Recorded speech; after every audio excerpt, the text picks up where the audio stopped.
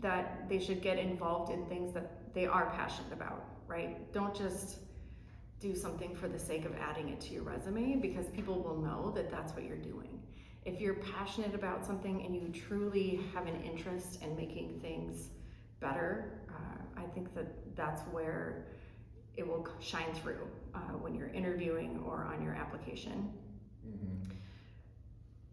You have to think about how everything you do is going to reflect on whether this is the right job for you, and think about whether this is the right job for you because everything you do after you get it is going to be viewed with scrutiny, whether that's with your neighbors or whether that's with your loved ones or whether it's the litigants who are in front of you. You take on an additional identity. I've thought about it over the last month or so because there's been some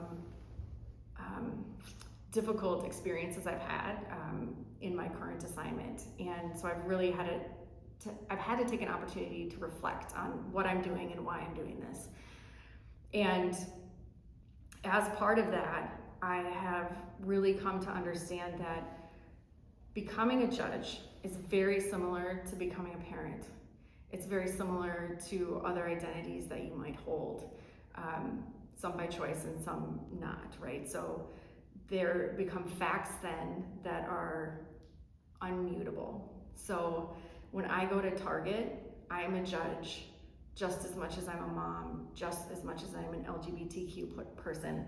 All of those things are always true for me, even if I don't have my robe on anymore, right? Absolutely. Even if my child is not with me, I'm still a mom. Even if I don't have my robe on, I'm still a judge.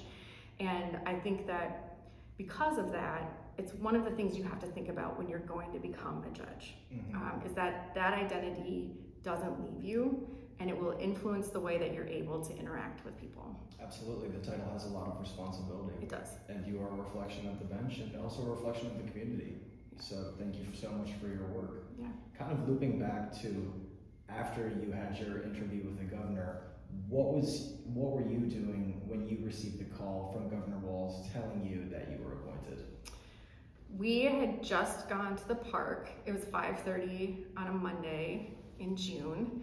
And so it was my wife and my son and I, and we had ridden our bikes to the park, and there's a hill that goes up to our house, and my son was on the back of my bike. So I just got up the hill, completely out of breath, totally sweaty, and my phone rings. And I think it said, on the phone it says Walz for governor. Mm-hmm. And so I was like, what are the chances that I'm gonna get some sort of fundraising call right on the day that I had my interview? So I answered and I'm out of breath. And he was just like, hey, this is Governor Tim Walz calling. Just wanted to congratulate you, Judge. And then he calls you Judge right away. Mm-hmm. And then you just sort of go, what? Okay. And